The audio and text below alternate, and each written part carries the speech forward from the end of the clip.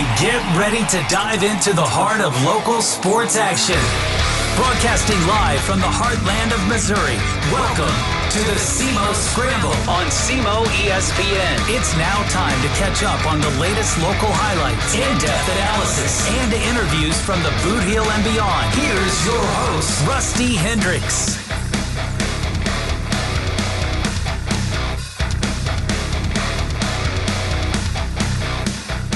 Welcome in. It's the SEMO Scramble here on SEMO ESPN Radio.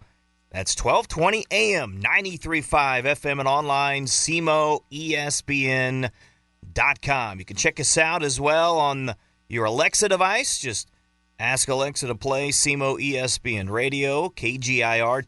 And, hey, you can do it on, your cell phone, your tablet, whatever, online. So SEMOESPN.com and on the free SEMO ESPN app. Yeah, free. So take it wherever you want and check out, the podcast page is there. You can check it out, on Spotify, on Amazon, on Apple, pretty much anywhere. It's on YouTube. You can check it out, the SEMO Scramble. Thanks for joining us this morning, Rusty Hendricks. Glad to be back in the saddle here today. It's going to be a nice day. Nice day, folks. Temperature is going to be approaching 70 degrees, getting that kind of early little feel of spring and turning the corner, getting closer to summer. I'm loving it. Loving it. So, hey, yesterday was great. Last couple of days been pretty good. So get out today. Go take you a walk. Go walk the dog. Take the kids for a stroll. Hey, maybe go watch some SEMO Baseball this afternoon. I'll be there. Check us out at Kappa Hall. You can check us out here on SEMO ESPN as well. Or, hey, go around town. Maybe check out a SEMO Basketball game. A big-time game. I'd expect a big crowd today as the Red Hawks take on Tennessee Tech, the men and women in a doubleheader. So the women starting at 1:30. That should be a fun game as well. And, there's a lot of district games going on today as well in boys basketball. So there's a lot going on. This is a good time of the year. NCAA basketball, March Madness is coming, folks. Can you believe it? It's the end of February. I mean, where is this month gone? It's flew by for me. Been busy, but hey, that's part of it. I love it. Love covering local sports, and we're in the thick of it right now. So, we talked, previewing some of the local teams, and, hey, we think this team could be something this year. We think this team could make a run. Now it's the time to show it. Now it's the time that they either prove us right or prove us wrong.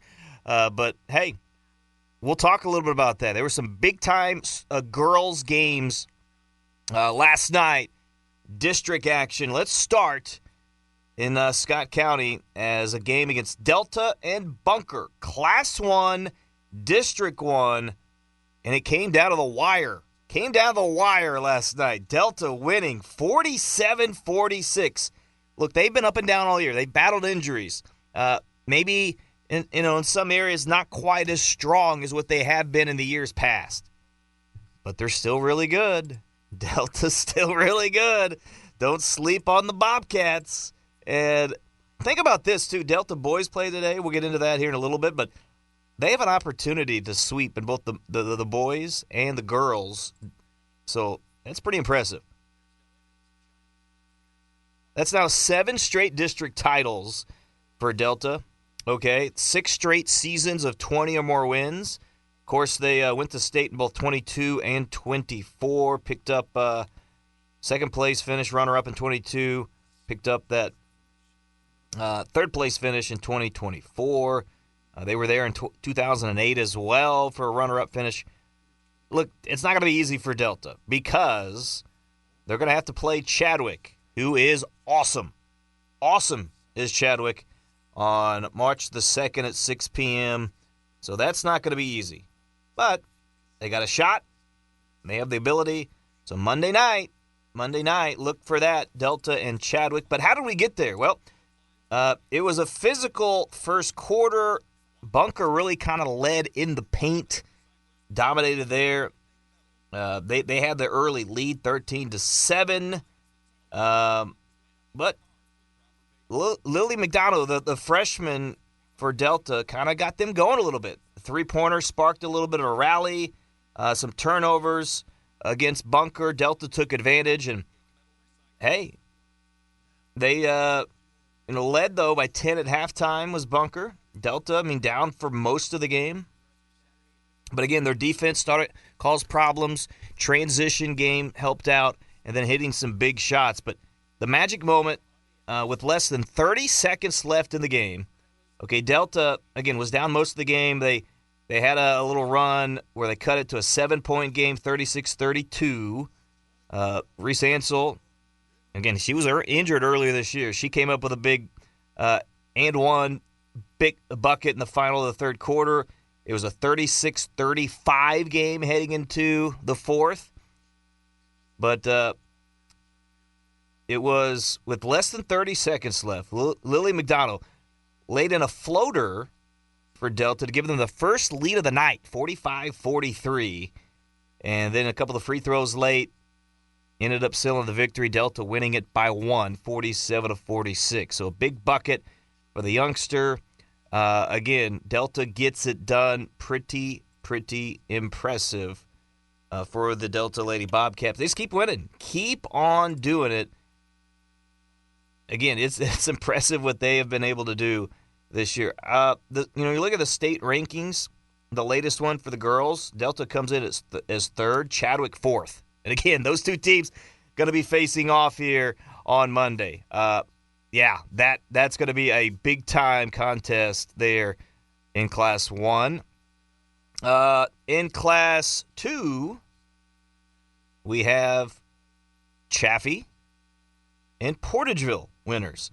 Class 2, District 1, Portageville over Campbell. They never sweat. They didn't sweat. Didn't have a problem. 56-26. Portageville, I believe that's their third or fourth straight district title. Okay. So Portageville been very, very good as well. And they're going to face off against the 10th-ranked Chaffee Red Devils as well in Class 2. Portageville ranked 6th. So, again, another top 10 matchup in Class 2. And that was after Neelyville lost in Class 2 District 2. Okay. Chaffee able to get the victory last night over Malden after Malden got that upset over Neelyville. 55-43. So, good win for them as well. But look, for going back to that Portageville game, it was Gloria Farmer led the way with 16 points, Taryn Irby with 12, both of those seniors with over 1,000 points. They have led the way all year, and look, during kind of their winning streak, kind of since they kind of got going, they're 3-0 in the sectional round as Portageville. So it's going to be tough for Chaffee, not going to be easy for them to get it done as well. But again, Chaffee over Malden, 55-43. That was the first district title since 2015 for the Chaffee Lady Red Devils. Congrats to them. How about in Class 3? Okay, Class 3, District 2, St. Vincent, 70-38 over Saxony Lutheran. They just keep on winning. St. Vincent with a good victory for them. Third time in 4 seasons that they've been able to grab a district title is Saxony Lutheran. And leading the way was Bree Rubel. Bree Rubel had, let's see, how many did she have? 26 points. 26 points to lead the way. You had 15 points for Kate Rubel, 12 points for Elena Adams. So they spread it out a little bit, but again, the Rubel twins getting it done once again for St. Vincent. Can they lead them to going for? I think their path in Class 3 is better than Portageville's, Chaffee's, and in Delta in Class 1 and 2. I think their path is better. I just do. They'll play a Twin Rivers team. It's not a bad team. They got a win over New Madrid at Twin Rivers, 56-45. I thought New Madrid might have go up and grab them. They didn't. But Twin Rivers got the win, 56-45. It's not going to be an easy game, but I think St. Vincent can get them. Then after that, you'd have maybe Arcadia Valley or Lutheran North. So, again, I like the chances better for St. Vincent. But, again, Principia are on the other side of the bracket. So, if they could get there, St. Vincent would play Principia in the state championship game. Good luck. But can you get there? That would be an accomplishment. St. Vincent will try to do that. So, again, congrats to all of our local athletes. And, again, big-time girls' games last night. That was fun to watch that. But some boys' matchups today as well in the district finals on this Saturday afternoon. Some good ones to get and talk to you about. Let's do it next. We're going to talk with David Jenkins. He's of Aycorp Sports. He's about as good as they come, knowledgeable of high school hoops around here. More high school hoops talk. We'll talk on the boys' side coming up next.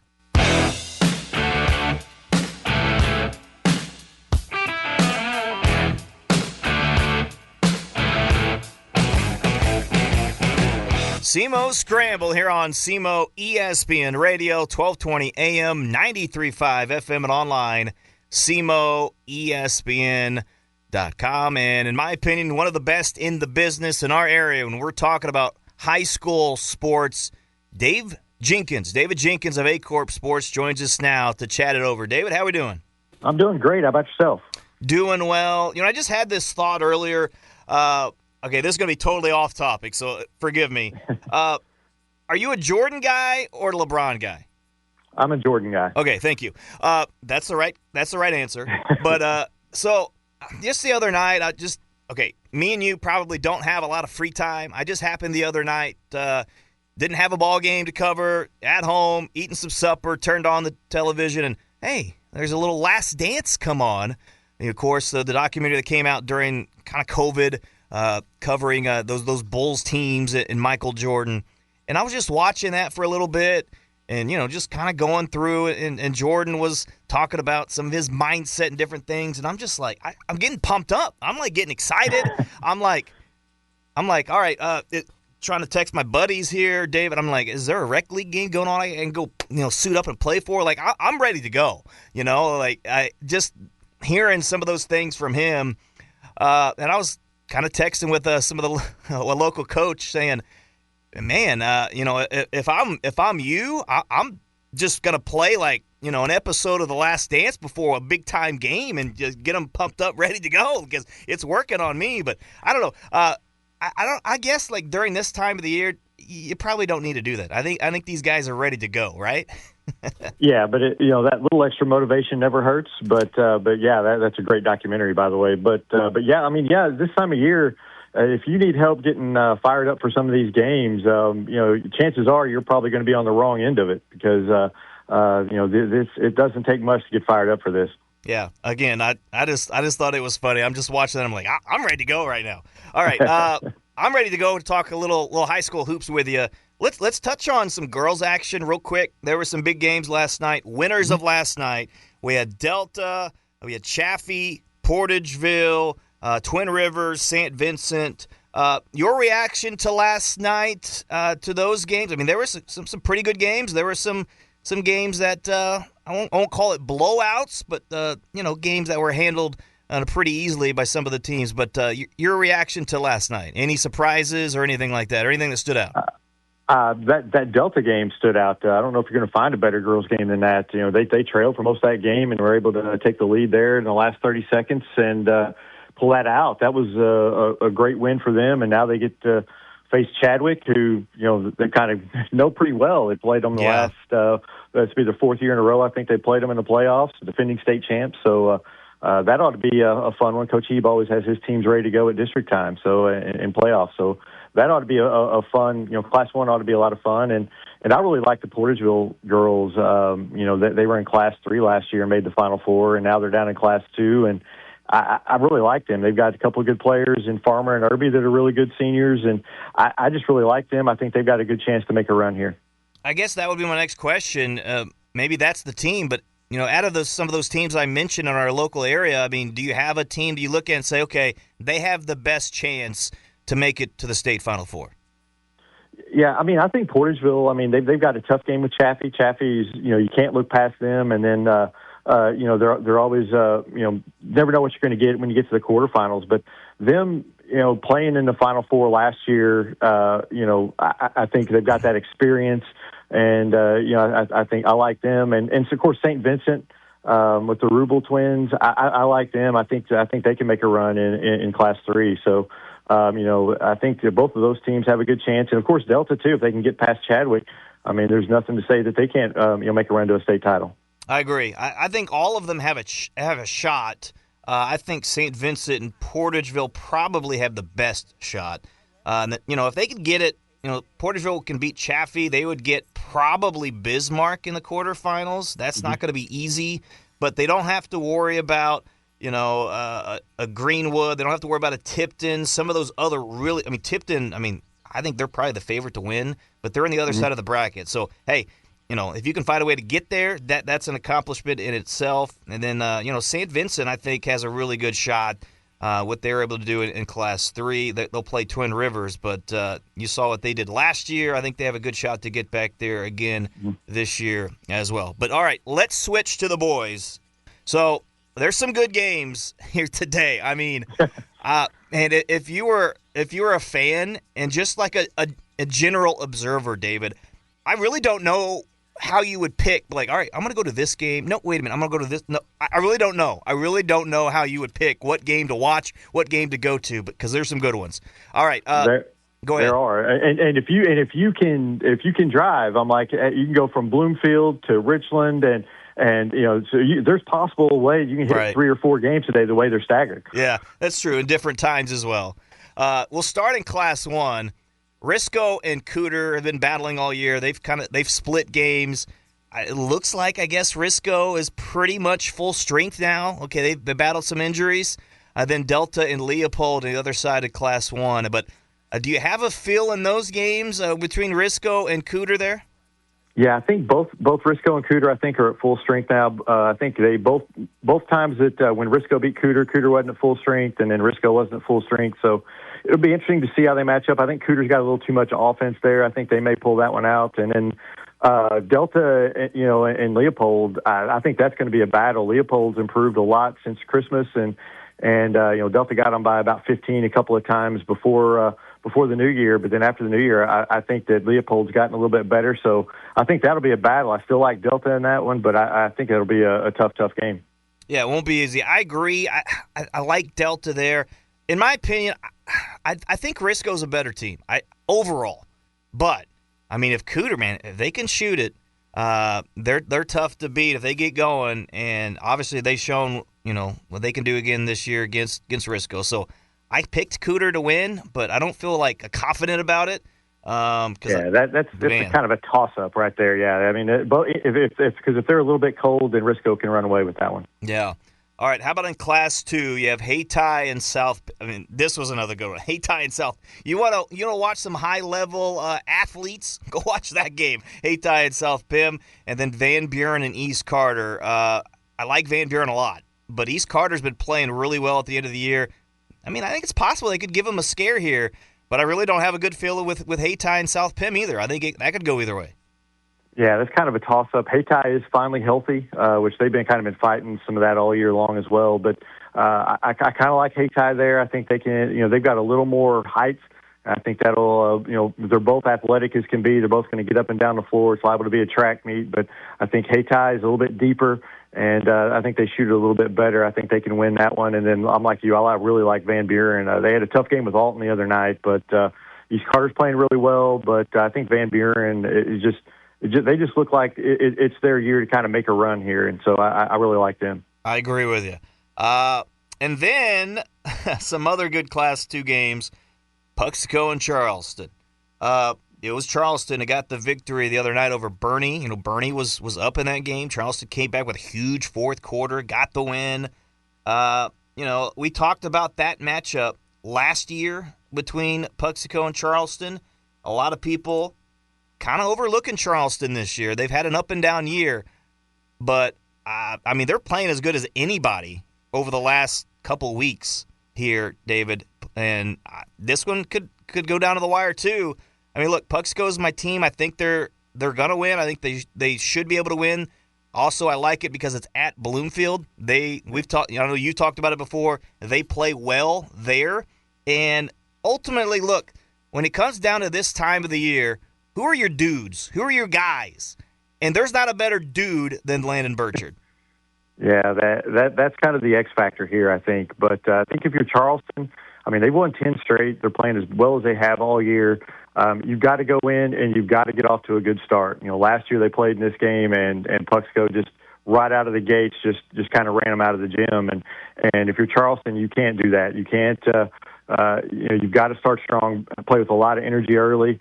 They're going to play man, try to run them off the three-point line. But if you do that, then you've got Burchard who can penetrate, Hancock that can penetrate. And so there's a lot, Puxco can do a lot of things. And they're going to be tough to stop. If Puxco's hitting their shots, I mean, I think Puxco can win this game, will win this game. But, Charleston's athleticism, I think, can give Puxco a little bit of a problem. And if they start missing, it could be a battle. But, for me, Puxco in that third quarter, they always come out and play well in that third quarter.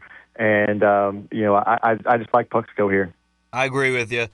For Charleston, to me, the formula, they've got to shoot well. They've got to hit free throws.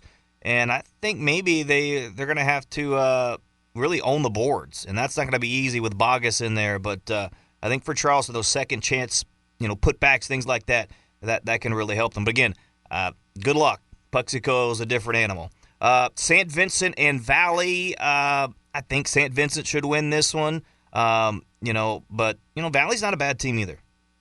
Yeah, I think Valley can give them a game, but I'm like you. I like St. Vincent here. I think, they're playing well, and it kind of looks like this is St. Vincent's district to win, and I like them coming out.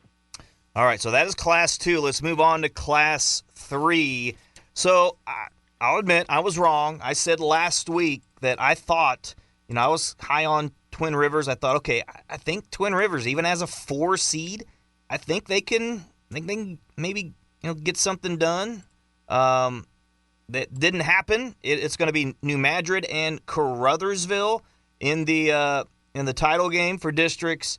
New Madrid, look, they're another team, kind of been up and down, but they have a lot of talent. Jaden Williams is one of the better young guards in the area. Caruthersville with some great athletes as well. Sammy Bryant on the other end and others. McVeigh's really good.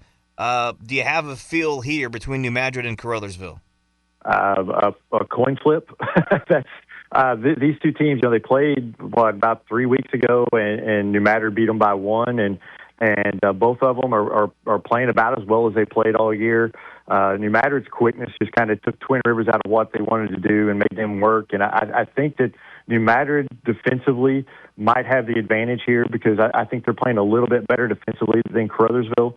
But I mean, I think this game's a coin flip. I mean, either team could win this game, and they're, like you said, they're both so athletic and quick, and and both of them have been coming on at the end of the year, so it ought to be a fun basketball game. I think that's the key, the defense. Are we going to see any? Are we going to see any defense in this game? That'll be the question. Yeah, I think New Madrid, their defense has really improved in the last month, and so that's kind of why I kind of favor them a little bit. I think they can get a few stops whenever they need to, but I think it's going to be an up and down game. I think there'll probably be a lot of points scored, and again, a lot of athletes out there just getting after it, and I think it's going to be a really good game. So the other game, I think this one could be really, really good as well. Kind of a shame it's at West County, but anyway, 2:00 game, Woodland and Scott City. Look, this is another one I think could go either way. I mean, Woodland got them last year. Obviously, it was the win during the Christmas term. They won fairly handily, and then it came down to the wire, kind of a last-second shot there towards the end. Woodland got the victory, and they got onto the state Final Four. And this is another game this year, potentially. I mean, hey, the winner of this game could go on to the state Final Four. Scott City, can they get some revenge? I mean, I really like Braden Walton and Caden Lowry, that duo. To me, the X factors in this game, and I'll talk about the other duo with Woodland. I mean, obviously, you have Calvin Layton and, Corbin Kinder. To me, the X factors is Max Schneider for Scott City. To me, he needs to get somewhere around 12 to 15 points. He needs to hit 3 to 4 threes. And then for Woodland, it's Calvin Layton. He's got to be a guy that's going to help lead. Kinder's going to get his. Kinder's going to get 20-plus points. Can Calvin Layton get close to that. To me, that's the X factor for these two teams. Yeah, I agree. And for me, the X factor is defense here for Woodland. I mean, their defense is kind of, they've had some lapses here in the last few weeks, and I know they've been kind of working to fix that. If they can shore up their defense and defend like they did earlier in the year, I like them here. But I think Scott City can take advantage of some defensive lapses that Woodland's been having lately, and so I think it's a toss-up. It all depends on the Woodland defense. If Woodland can come out and guard the way they were earlier in the year, I think they can win this one. But it's man, I don't know. This is one of those games that another coin flip and just going to be a fun game to watch. Does pace matter in this game? Like if, for example, Woodland likes to get up and go. If it's not to say necessarily a track meet, but if it's the good up and down pace of this game, who does that favor? I think I like the slower pace would favor obviously Scott City. You certainly don't want to be in an up and down game. If you're playing Woodland, I mean, obviously, they scored what Van Buren was 99-90. I mean, they can get up and down the floor and score with anybody. So I really like Scott City keeping this game at a lower pace. I think that'll be to their advantage. I would agree with you. Man, I'm excited for some of those games today. And again, some other teams that have a real shot making it to the state Final Four, making a run. Out of all those teams, Class 1 through Class 3, are there a couple teams that come to mind and say, I think they can make a run? Well, I mean, obviously the winner of this Woodland Scott City Scott City game, I think they can make a run. That's kind of the one that sticks out. Obviously, Puxico, is made it last year. They can make a run and have a chance to win this thing. Anybody in Class 2 that can make it out of this area, whether it be Puxico or Hayti or Van Buren or even St. Vincent, whichever one of those teams comes out of here in Class 2, I like to maybe to have a chance to win Class 2 because I think all those teams are super talented. Yeah, I'm with you. All right, let's look ahead to some other district action. It hasn't got started yet. It'll get started this week in Class 4, 5, and 6. So in Class 4, District 1, Dexter with a number 1 seed, Notre Dame 2, you have Fredericktown, Doniphan, Kennett, Perryville in there as well. Do you like Dexter in this one? Is that pretty clear-cut? I don't think it's clear-cut at all, honestly. I think Notre Dame has a good chance to win that district.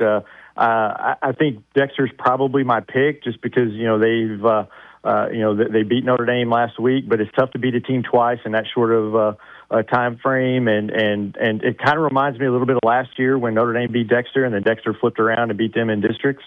I think it'll be tough. I mean, I think Notre Dame's going to have a tough game against Fredericktown in the semifinal. Yep. But I think if Notre Dame can get through that, I think they've got a good shot against Dexter. And Dexter, I mean, honestly, they've not won back-to-back district titles since 1957, 1958. Wow. I mean, it's been a long time since they won back-to-back. And I don't know. I just something's telling me, my brain's telling me Dexter, but my gut's kind of telling me Notre Dame here. So for Notre Dame, I feel like they're going to have to shoot it, and they need some of their role players to look, they're a younger team. A couple of sophomores been leading them this year, Cole Adams and Brady Robert. But to me, it's got to be a Colton Londway, the senior, to step up, and then a Dylan Rubel off the bench to step up offensively for this team to have an opportunity. I actually think, you talked about the Dexter getting the win earlier last week. It ended up being a 9-point game. It was close throughout. Dexter, spread it to double figures a couple times. But, Notre Dame, I think it's probably better for them to come in as the underdog, so to speak, to have kind of a chip on your shoulder, just kind of have not having that pressure of being that number 1 seed. I think it's better for them, but they're going to have to do it. The district is in Dexter, so it's not going to be easy. And for Dexter, I mean, I think some of because of their experience of those guys that did it last year, I think they have an opportunity. Again, I would give them the edge to do it again this year. All right. Yeah, but Dexter's got to watch out for Doniphan as well. That's true. Doniphan's playing really, really well, and if they look past them, Doniphan could get them. Yeah, and they beat the heck out of Kennett the other night, and they'll face them again in the first round. All right. How about Class 5, District 1? You have Sykeston, the number 1 seed, Festus, the number 2 seed, with Farmington 3, Hillsboro 4. It's Sykeston's to lose, right? Yeah, I think so. West Plains, I think is it might be. I've talked to a couple people. I think West Plains might be the second best team in this district. I know there's a lot of people have a lot of respect for them. They played a really tough schedule. They don't have a lot of wins, but they played really well since the first of the year. And they've got a really, really good guard, and so I think that they could pose a little bit of a problem to Sykeston. But I think this is Sykeston's to, like you said, Sykeston's to lose. I really like them here and to get another district title. Yeah, it seems like this year for Sykeston, Kobe Thomas is so good on starting games. He just kind of is a guy that kind of their leadoff hitter, so to speak, to really get things going, and then their cleanup man to finish things off, to me, or closer, if you will, Marquell Murray. I mean, he's a guy that typically, second half, fourth quarter, he's a guy that rises up to the challenge. Maybe not always present for the full 4 quarters, but he's a guy, you talk about, the best athlete in the area. I don't know that anyone's better than Marquell Murray. Now is that light switch going to turn on every single time? Maybe not. But when you have a guy like that, it's going to be tough to beat.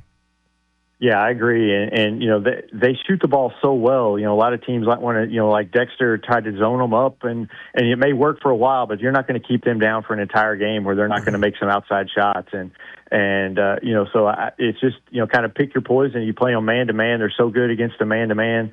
It's just, they're just so many ways that they can beat you. And I like them here and possibly even making a run to the Final Four. I know it's a tough task in that quarterfinal game, but that's a game that, I think that they have a chance in.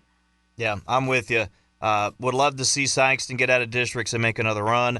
How about in Class 6? This is another team that I would love to see make a run because they haven't done it all that often, and that's Jackson having a really good year, 23-3 record. But they haven't won a district title since 2023. That's when they made their trip to state. The first year under head coach Corey Toma, they got Cardinal Ritter. There's the number 1 seed. Lindbergh is the 3 seed, segment 4. It's going to be tough. You get to Class 6, every team's pretty good.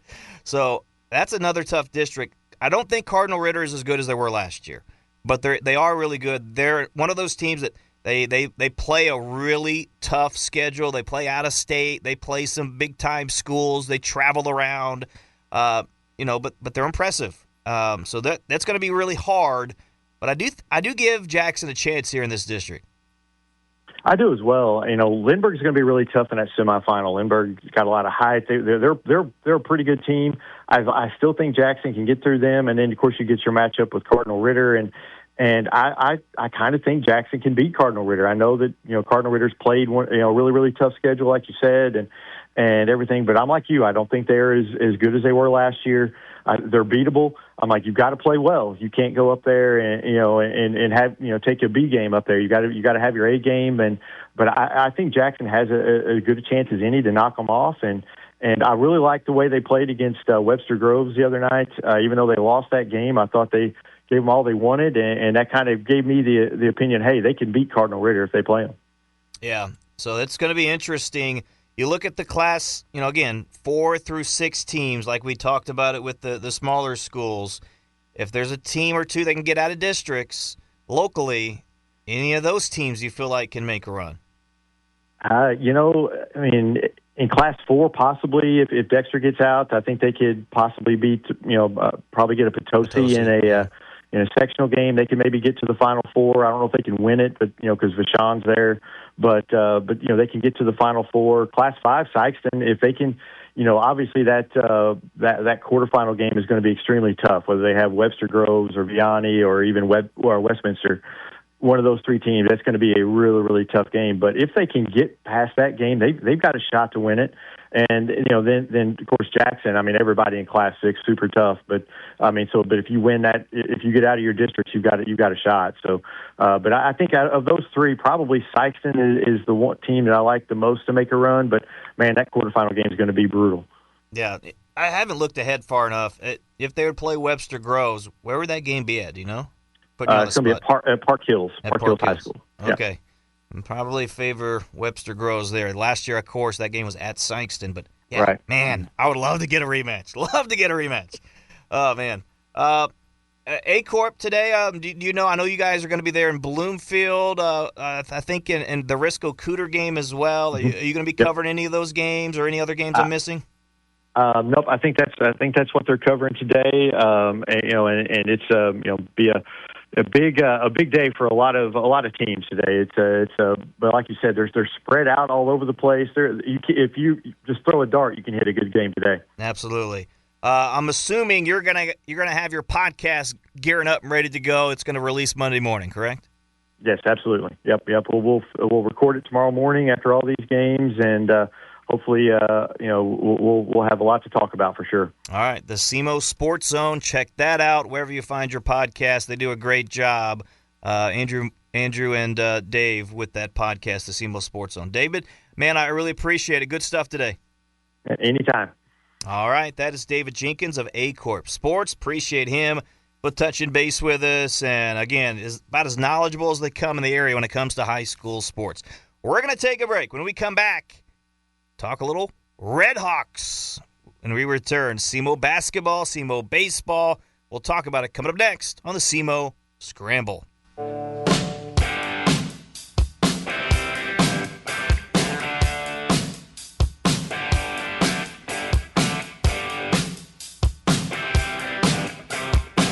SEMO Scramble here on SEMO ESPN Radio. Rusty Hendricks. Big thanks to David Jenkins, again, of Aycorp Sports, for joining us again. He is a co-host of the SEMO Sports Zone podcast. Does a great job talking about high school hoops, and they're going to have a lot to talk about this weekend. Again, that's released on Monday mornings as well. All right, turning the page to college. Look, it was a couple of interesting games on Thursday. Tennessee State coming to town. Big crowd there at SEMO. I think for the men's game, it was close to 4,000 people. I mean, that's great on a Thursday night. Are you kidding me? That's great. So big-time games today for both the men and the women. I believe things get kicked off at 1:30. Both of those games going to be heard on our sister station, Real Rock 99.3. And you can check them out on ESPN+. Eric Shawn will have the call for you there. SEMO women has been playing really, really good basketball. I mean, they've been on a stretch here. So for the SEMO women, they have won 3 straight. I mean, in those 3 games, they have looked dominant. I mean, you talk about a good team in UT Martin. Little Rock's not a bad team. And then an 89-52 victory over Tennessee State. I know that they aren't as good of a team, but, man, that's a dominant game. And so, look, I think the girls are really fitting into their roles. They got their starting lineup. I mean, you have Lexi McCulley and Nia Williams coming off the bench. And those two are, arguably 2 of their best players. With Race Sabwa, I thought she's been really good for them, running the point. Carmen Taylor as well, hitting some big-time buckets. I think Kara Jones has stepped up for them as an inside presence as well. I mean, look, they're a good team. And they got Tennessee Tech here today at 1:30. If they can win today, they can make it into the tournament.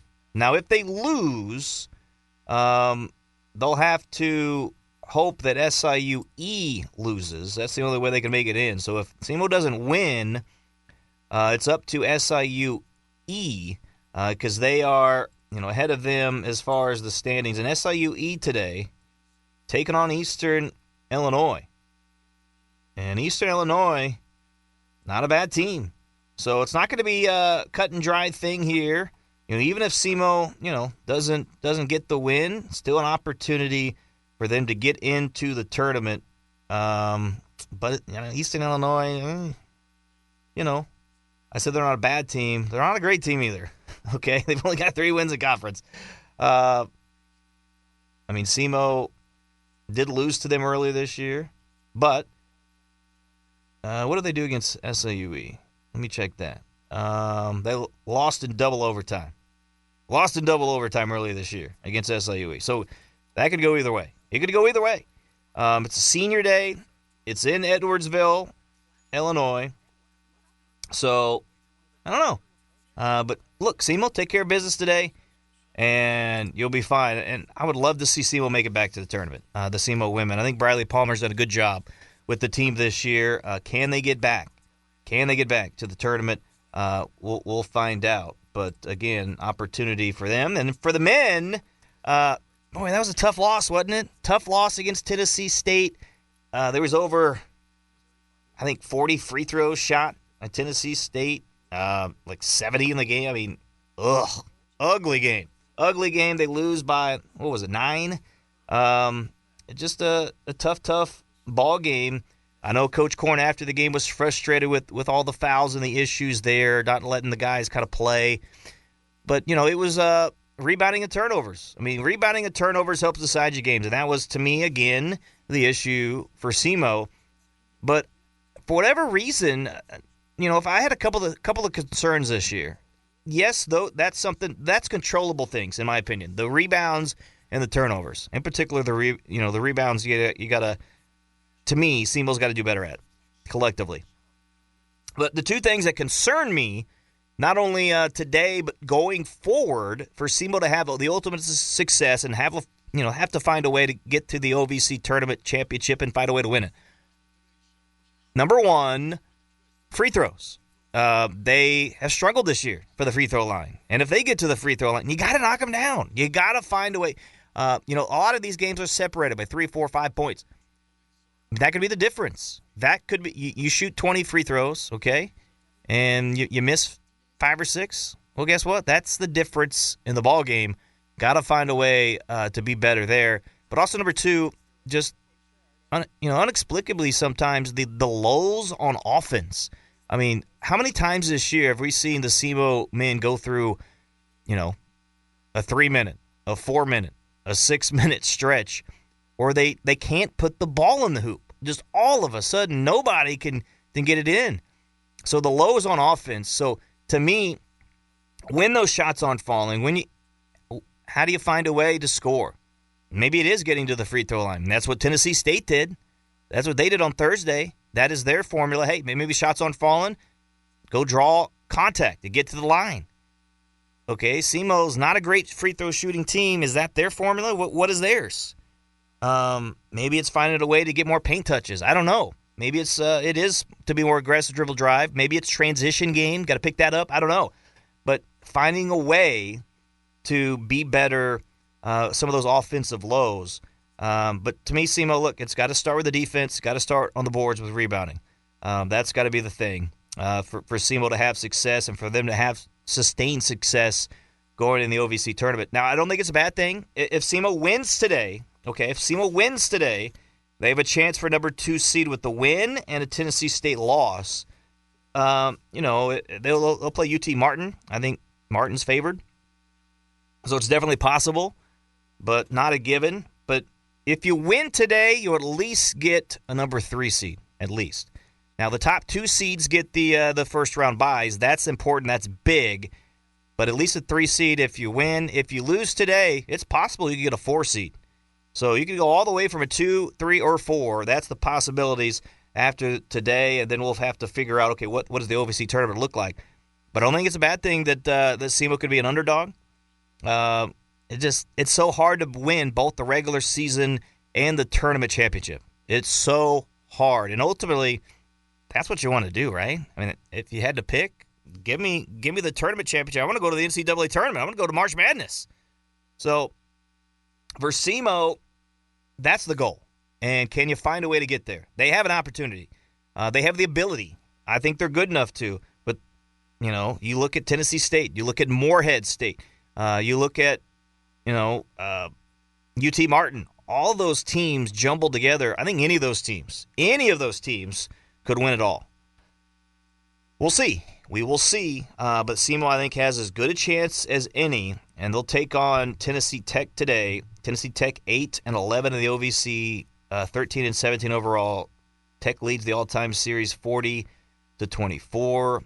And remember, it was Tech, a little surprisingly early in the year, that got the win over SEMO, 85-74. So it's not a given that SEMO can win today, but it's on senior night. They're going to honor the seniors at the conclusion of the women's game and to wrap up the regular season finale here at home. It's going to be the first time they've had a finale at home since 2022. That's interesting. So, again, that's some of the notes, some of the things. 7 seniors going to be honored. Troy Coe Jr., Blaise Segna, Brendan Terry, David Adada, Saxon Hepker, Elliot Lowndes, Braxton Stacker, all going to be honored today, the seniors, and a farewell for them.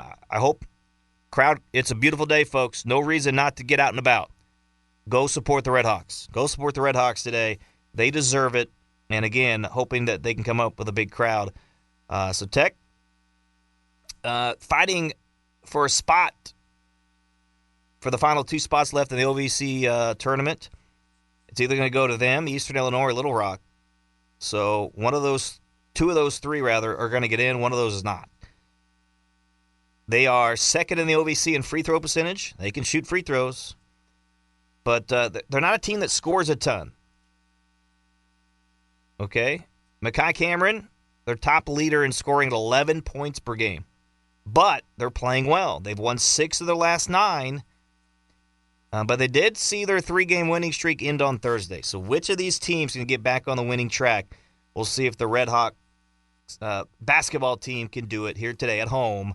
You can check that out on Rural Rock 99.3. All right, taking a break. Last break. When we come back, we're going to switch gears and talk about a little baseball. Okay? Talk about SEMO, maybe a little Cardinals baseball. I'll tell you what, before we go to break, let me touch on this. In the top 25, there are some big games going on here today as well. In men's college basketball, again, top 25, big-time Division I schools. So SEMO baseball team is going to be playing Miami today. Well, their men's team just was able to get a victory last night. They were down in that game. They were down by 4 at halftime. Western Michigan had them kind of on the ropes, down by 9 at one point. But Miami stormed back and got a big bucket, a last-second left-handed layup to get them the victory, 69-67. They're 29-0. 29-0. Miami stays undefeated. That's a big win. Michigan got the win over Illinois. The 3-ranked Michigan Wolverines against the Illinois Illini, 84-70. Pretty dominant win last night. Michigan looks to be pretty much a lock as a number 1 seed. Should be a good game today. Virginia and Duke. Duke's obviously the favorite, but can Virginia give them a scare? Duke has just a couple of losses. They've been really good this year. Can Virginia give them a scare? We'll see. Other games, Louisville and Clemson, Vanderbilt and Kentucky. But here's, to me, the 2 games that are most intriguing. 3 o'clock, one on ESPN, one on CBS. Arizona, Kansas. Does Arizona come back and bite Kansas after Kansas got them earlier this year? This one's not going to be in Kansas this game. This one's going to be in Arizona. So in Arizona, the number 2 seed, can they get Kansas? And then Texas Tech and Iowa State. Again, Texas Tech, man, it's tough. They losing their top guy in Toppin to that ACL injury. Iowa State is really good. Iowa State in Ames against Tech. I like them here. Nebraska, USC. Nebraska, number 12 ranked team, 24-4, really good team. Alabama, Tennessee. That should be a fun one. Tennessee, if they lose, Mizzou could jump them in the standings, and they could. Mizzou could be a team that could be a top 4 seed and get that bye. So that's a big game that we've got to keep an eye on. Alabama, Tennessee today. Alabama, it's in Knoxville though, so Tennessee is going to be ready for that one. Duquesne and St. Louis. St. Louis needs a win. They need a win. They're coming off a couple of tough performances, coming off a loss. They need a win today, and they should. That's definitely a winnable game. St. Louis. Right now, Mizzou and St. Louis kind of 8, 9, 10 seeds in the NCAA tournament, kind of what they're looking at right now. So, yeah. And then Arkansas, Florida. That's another game as well that we're looking at. All right, that's some of the games in college basketball we're keeping an eye on. Let's turn to baseball. Coming up next, SEMO Scramble continues after this.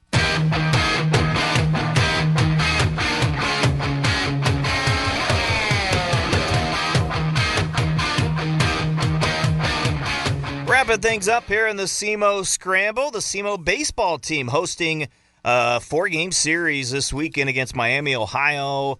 And SEMO got the win last night at Kappa Hall. That's only the second loss of the year from Miami, Ohio. They picked to win the MAC. They're a good team. SEMO was down at 1 point in this game, going to the bottom of the fifth inning. They were down 9-4. 9-4. SEMO able to come back, big time inning in the fifth and the sixth, and win it 14-10. Joe Hall with the extra base hit. Carson Schrank with an extra base hit. Caleb Klein and Cal Sullivan with homers in the ball game. You had Sullivan and Joe Hall and Andrew Ramirez all with 3 hits in the ball game. So they'll play today. Doubleheader action at noon. I'll have it right here on SEMO ESPN. Get the opportunity to call that one. So I'm looking forward to that. And so should be fun. Doubleheader for baseball. Should be a beautiful day at Kappa Hall. And I'll tell you what, Joe Hall, 447 batting average, leading the way for SEMO through 10 games. Moises Rosario, 375. But then Cal Sullivan, already 26 total bases, 13 RBIs. He has 4 home runs to lead the team. Caleb Klein batting 300. I mean, there's some good players, good hitters on this roster, and should be fun to watch what they're able to do today as well. In spring training, been a handful of games for the St. Louis Cardinals. We'll talk about that in a second. Have you seen this deal? The Cardinals just released this on their website. The Coca-Cola Unlimited deal coming up, okay? So for $29, you can get tickets starting at $29. So it might be a little bit more than that depending on the game. Of course, dynamic pricing and all that. But starting at $29. In Big Mac Land, okay, part of the appeal is all game long you'll have classic ballpark favorites and ice-cold Coca-Cola products included. So you get hot dogs, chicken tenders, bratwurst, nachos, french fries, popcorn, peanuts, all of that included in part of your ticket, along with your soda fountain and stuff like that. That is a good deal. Pretty cool that they have that. The Hall of Fame ballot was released. Yadier Molina, Albert Pujols, George Hendrick, and Brian Jordan. Any question Molina and Pujols going to get in? Nah, they're both getting in. Molina and Pujols this year. Sorry, George. Sorry, Brian. You might have to wait a year. But Pujols and Molina, that's going to be fun because those two are going to get in to the Hall of Fame for the Cardinals this year. Waino, next year. Got to keep an eye on for Cardinals. Richard Fitz. He was throwing upper 90s. Maybe that could be a find that Cardinals can, really have in their rotation.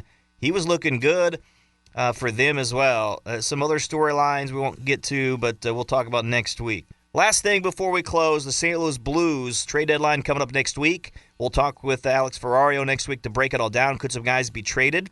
I think Justin Falk likely gone. But a big name talked about, Robert Thomas. I don't see him leaving. I know that there's chatter. Maybe he could go, but I think he will stay. He's got a full no-trade clause. I think he will stick around for the St. Louis Blues, but Shin a possibility, but I think it's under 40%. Bennington, not likely because he's a goalie in season. I would say under 30%.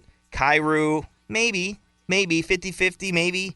And then Buchnevich, I don't think he's likely just because he hasn't had a great year. Probably a 10% chance for him. But there's going to be movement, some movement.